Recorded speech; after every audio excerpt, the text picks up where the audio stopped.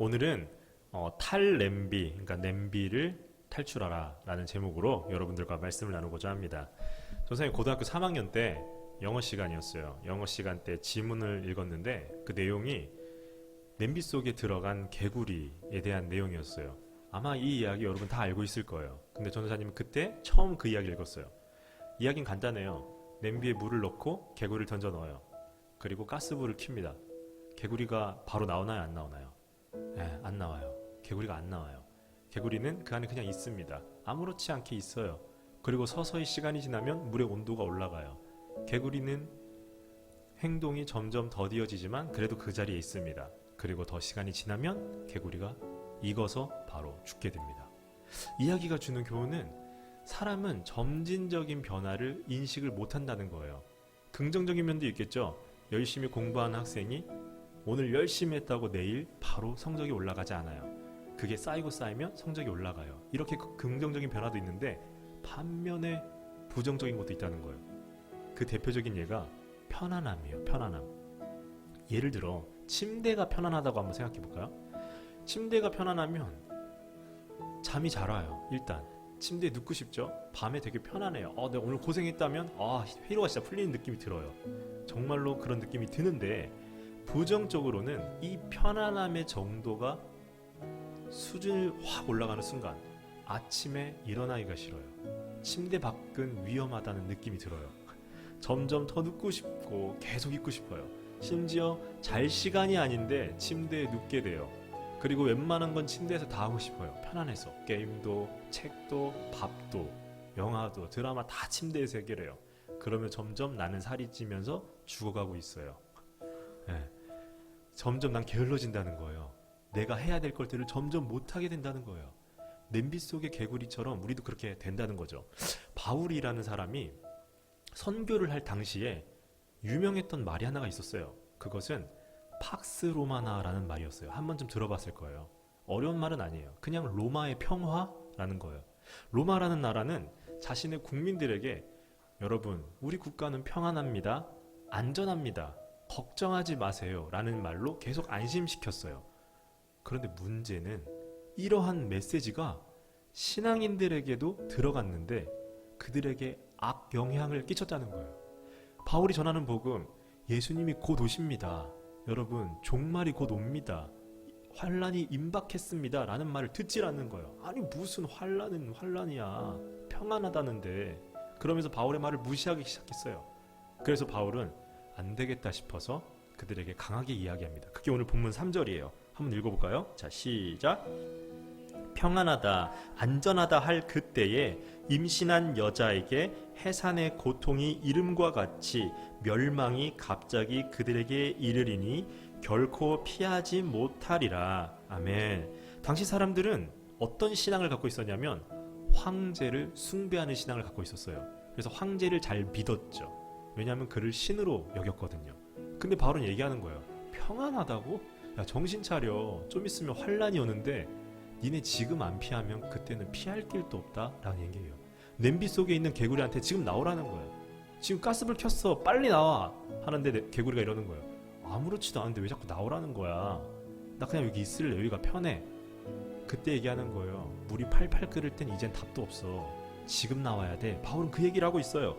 그래서 바울이 뭐라고 이야기하냐면 너네 정체성을 확실히 알아야겠다. 니네가 지금 거기 있으면 안 된다는데 내가 내 말을 잘 못 알아듣는구나. 그래서 그들의 정체성을 알려주려고 바울은 5절 6절을 이야기를 합니다. 자, 5절 6절 한번 읽어보겠습니다. 자, 시작.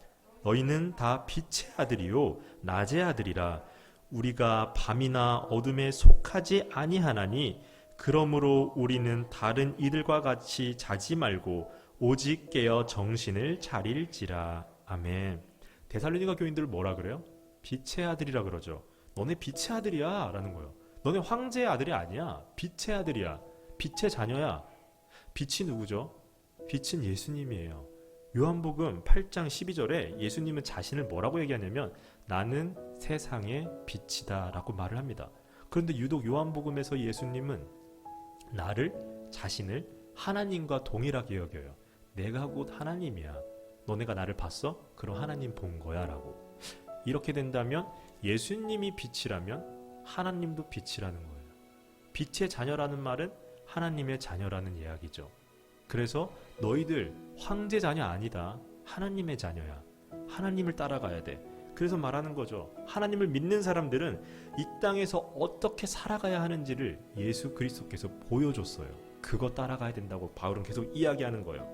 그래서 정신 차리고 깨어있으라는 건데, 이 정신 차리란 말은, 정신을 차려라 라는 말은 뭐가 중요한지, 어디에도 현혹되지 말고 뭐가 중요한지 알아야 된다는 말이에요. 그것은 뭐냐면 방향을 설정하는 거예요. 내가 뭐가 중요한지 알아야 방향을 설정하죠. 여러분도 공부할 때 한 번에 다 할 수 없어요. 내가 제일 부족한 거, 지금 가장 급한 거부터 해서 우선순위를 매긴다고 하죠. 그런 방향 설정을 해야 돼요. 삶에서도 내가 뭐가 중요한지 알아야 방향 설정이 가능해져요. 바울이 바로 이런 걸 지적한 거예요. 사람들은 다 황제가 말한 거 들었어요. 황제가 평안하대, 안전하대, 조용히 하라고 바울한테 얘기했으니까 바울이 뭐야? 방향 설정 제대로 해. 너네 뭐가 중요한지 깨달아야 돼 라고 하면서 8절을 이야기합니다. 다시 우리 8절을 읽어볼게요. 자, 시작. 우리는 낮에 속하였으니 정신을 차리고 믿음과 사랑의 호심경을 붙이고 구원의 소망의 투구를 쓰자. 아멘. 바울은 딱 얘기를 하죠. 야, 우리는 빛의 자녀야. 그러니 낮에 속했다. 밤에 빛을 비추진 않죠. 빛은 낮에 있으니까.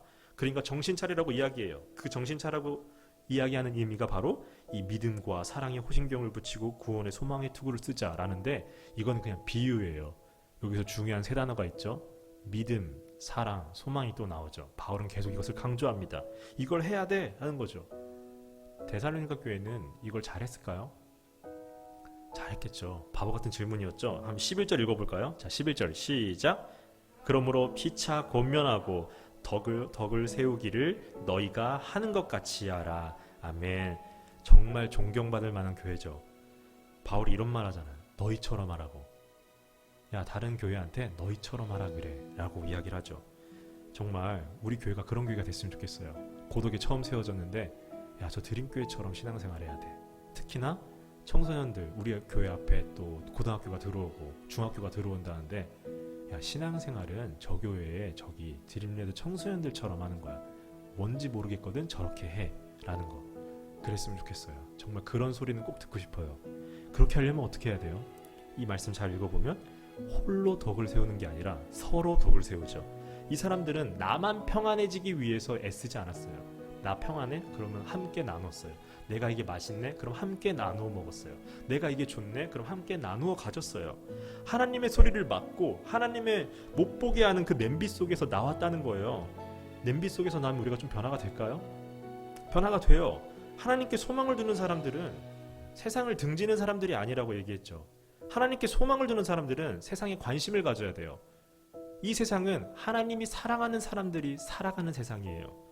그래서 만약에 하나님이 여러분들에게 지금 당장은 아니더라도 5년 후, 10년 후에 내 나이 때 가질 수 없는 부와 권력과 명예를 주셨다면 여러분들은 이렇게 생각해야 돼요.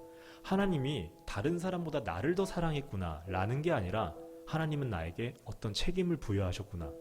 하나님이 주신 부와 권력과 명예로 혹시라도 하나님이 질서대로 창조한 이 세상에서 불의가 발생할 때 그걸 막으라고 주신 거구나. 혹시라도 그런 불의를 당하는 사람들을 위해서 위로하라고 이걸 주신 거구나 라고 여러분은 생각해야 돼요. 그걸 가지고 나서 내가 너희보다 뛰어나구나, 하나님은 날 더 사랑했구나 라는 걸 증명하는 데 사용하면 안 된다는 거예요. 여러분들에게 뭔가를 주실 때는 책임도 함께 주시는 겁니다. 무엇이 중요한지 알게 되면 평안함을 누릴 수 있어요. 누린다는 건 내가 통제 가능하다는 이야기예요. 무엇이 중요한지 알게 되면 필요할 땐 그 평안함을 내가 발로 걷어차고 세상으로 나올 수 있어요. 그리고 하나님의 사랑이 필요한 사람들을 볼 수 있게 됩니다. 우리 드림레드 친구들이 하나님의 소리를 막고 예수 그리스도의 삶을 거부하게 만드는 것이 혹시라도 우리 주위에 있다면 그곳에서 나오시길 축복합니다. 그리고 그곳에서 나와 예수 그리스도를 바라보며 서로 덕을 세우기를 주님의 이름으로 축복합니다. 자,